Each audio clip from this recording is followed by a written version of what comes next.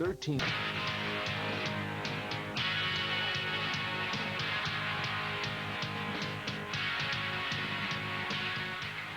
Welcome back, everybody. Jim Brents and Bob Trimble as we get ready for the final period of play, and you see the scoring by quarters. It is a 40-17 advantage for the Florida Bobcats. They gave the pitch right there to David White, and talk about the short side of the field, Jim. There was almost nowhere to go. It was a 5 yards to go for first down, and he somehow managed to pick up about 4 of them. Well, the clock, obviously, the ally, and you see the quarterback comparison, and Fred McNair is having a splendid game with 4 touchdowns and no interceptions to Kevin Mason's no touchdowns and 2 interceptions. Eddie Brown is the motion man. Rather, I should say Mason keeping it himself. Looking, finally throws. And it was touched by big number 88. That's Lynn Rowland. Lynn's going, what is this? It is Lynn Rowland poster night, by the way, at the stadium. And he told me before the game he thought something good was going to happen to him. I think that was his time to have something good happen. However, I don't know that he's an eligible receiver.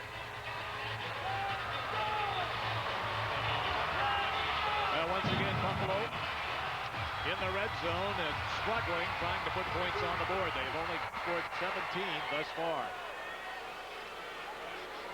But looking to get a quick strike here. Eddie Brown in motion now, pulls up the line of scrimmage. Mason keeps it himself and dives across the 5-yard line. That will be enough yardage for the first down. That's the kind of play in the NFL that you will see a Steve Aaron McNair or a Cordell Stewart do, Jim. Quarterbacks that have the ability to run, they will do that. And even if you're not, you need a quarterback keeper, not for a touchdown, just to get a couple of yards, and he's able to do it. You won't see Dan Marino do that. No, not even in his rookie season you wouldn't do that. And also, Poise and Kevin Mason covering the football with both hands. No chance for a fumble. Branch is the motion man. Back to throw. Mason again scrambling away from the pressure. Now he's got to get rid of it. Tries to get Branch. Branch goes down and couldn't come up with a football. Good coverage that time. Otis Mounds had him defensively.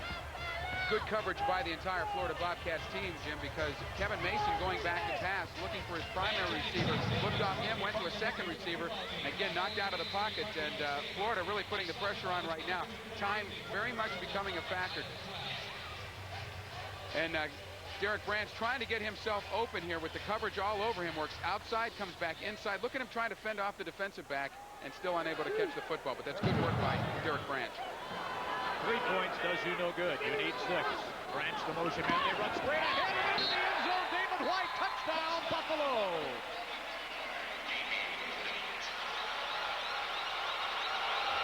Well, that's what they were looking for. They needed to get into the end zone and get in quickly to close the gap.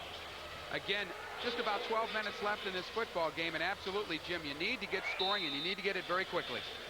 3 rushing TDs for David White.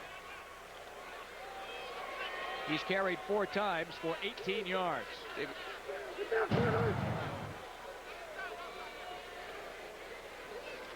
And go on. And the kick is good. Correction on the David White. That's 3 rushing touchdowns, not just individually for White, but 3 rushing touchdowns tonight for the Buffalo Destroyers. 11:31 to go in the game.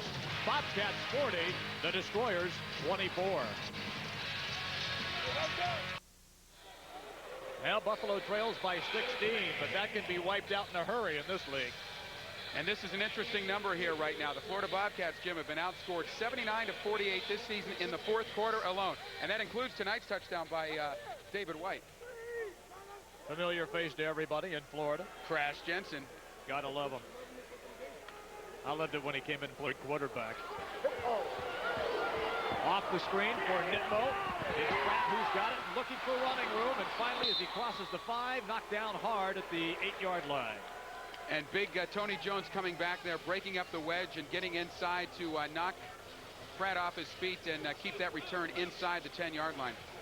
Chamberlain, a proud sponsor of Buffalo Destroyers football. Chamberlain Garage Door Openers, the world's largest manufacturer of garage door openers. Cleveland Pratt's got some moves.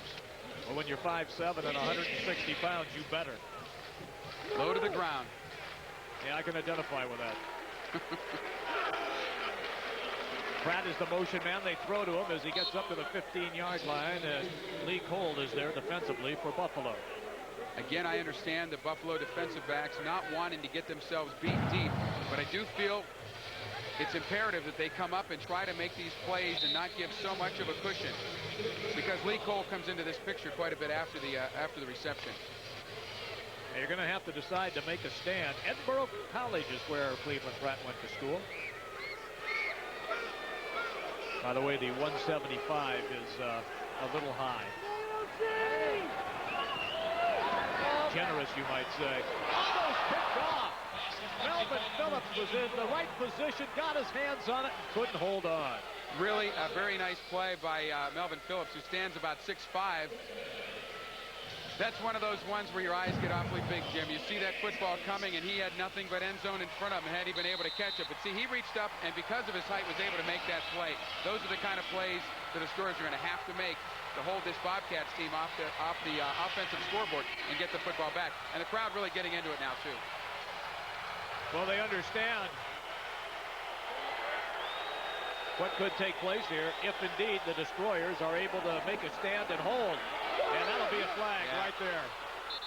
Worthman on Caesar as he hit Curtis Caesar way too early, and the Hankies came flying without any problem whatsoever from the officials. Antoine Worthman absolutely had the right idea. He was trying to time that hit so that immediately it was a bullet pass coming in from McNair.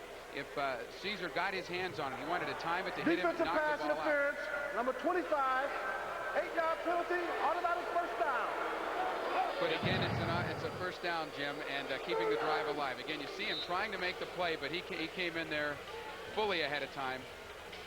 Yeah, Caesar never had a chance to make a play on that ball. The penalties right now, 6 for 34 yards for the Destroyers. So the old axiom of shooting yourself in the foot continues for this team. McNair breaks away. That's a face mask. It will be. And finally is brought down at the 20-yard line, but hold everything with the penalty marker on the field. We'll see again when we take a look at it again. The idea was they were trying to slap that ball out of McNair's hands. And you see the face mask personal foul indication. Come on, let's go, line! Come on! Again, for a second straight play, Jim, you see what they were trying to do. Personal foul, face mask, number 34 on the defense, 8-yard penalty, automatic first down. This is exactly what happened to the Destroyers at the end of the game last week. Defensive penalties, and you see McNair back to pass, reached in there. That's David White. It is David White. So he's come up with 2 very costly penalties to keep drives alive for the Bobcats thus far in the second half. Florida's gotten 5 first downs by penalties. And they run the ball straight ahead with a big horse in the running back position, McClendon. Go ahead, Bernard. McClinton, we told you, listed at 250. But that is incorrect. The generosity for the little receiver, the little kick returner. Cleveland Pratt. Reversed with Mr. McClinton. I think they added the numbers wrong, and that might have been, they just juxtaposed them. I understand what you're saying, yes. McNair again has time, goes over the middle, right into the hands of Bernard Edwards, and he dropped it. Worthman was late that time with the coverage, and Edwards just didn't hang on. Yeah, he had to reach back just a little bit for the football, Jim, but no question about it. He got both hands on that football, and as he just tapped himself in the chest, he says, my fault, because no question about it, McNair had the ball to him. A little bit, actually, it wasn't even behind him. That's been a catch. He made his turn looking back at the quarterback, and you couldn't put it any better. So Antoine Worthman has to breathe a sigh of relief on that one. Once again, we'd like to welcome the fans watching in Florida on the Sunshine Network this evening. 40-24, Bobcats lead it. McNair back to throw, under pressure, breaks away from the pressure, slides away, throws his pass into the end zone, and it will fall harmlessly to the ground, incomplete. But Buffalo's defense that time all over Fred McNair. The Florida Bobcats have put up 40 points on the board tonight. The defense has not played as strong as it has in the past year, but they have made several stands tonight, and this is one of them. So this is going to set up another shot for Jade Feely, the new kicker that they picked up this week. And on the replay, you see the pressure coming in, trying to get to Gerald Jeffcoat was the first guy there. And Gerald Jeffcoat just coming off the suspended list, his first game back after several weeks off, and that was a nice play. Well, Feely hasn't had much success trying to kick field goals or extra points tonight, yet the Bobcats have a nice lead at 40-24. He'll try again, and this time he's picture perfect down the middle. So 3 more tacked on for the Bobcats. 6:50 to go in our game here at the arena. It's Florida 43 and the Destroyers 24. Now for Dominic Hasek, looks like he's got a date in Dallas with the Dallas Stars coming up on Tuesday with the rest of his pals from the Buffalo Sabres. Yeah, he's feeling pretty good. He knows where he's going to be going, and that's going to be Tuesday night in Big D. On the ensuing kickoff, Branch is back off the screen. However, it bounced past Branch and out into the playing surface area, and Buffalo has it there, and they hold on. I believe it was Wayne Williams who came up with that. It is. Here's the scoring drive, 6 plays, 26 yards. They took a lot of time off the clock, which is obviously beneficial for the Bobcats. 4 minutes, 41 seconds, Speedley, a 32-yard field goal.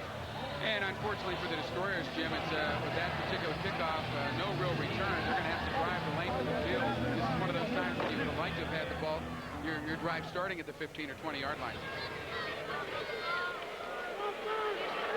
Kevin Mason and the Destroyers trying to make this one respectable. Mason to throw. Oh, what a catch. What a catch by Derek Branch. Wow. That was an exceptional catch by Derek Branch. Earlier in the game, remember, Jim,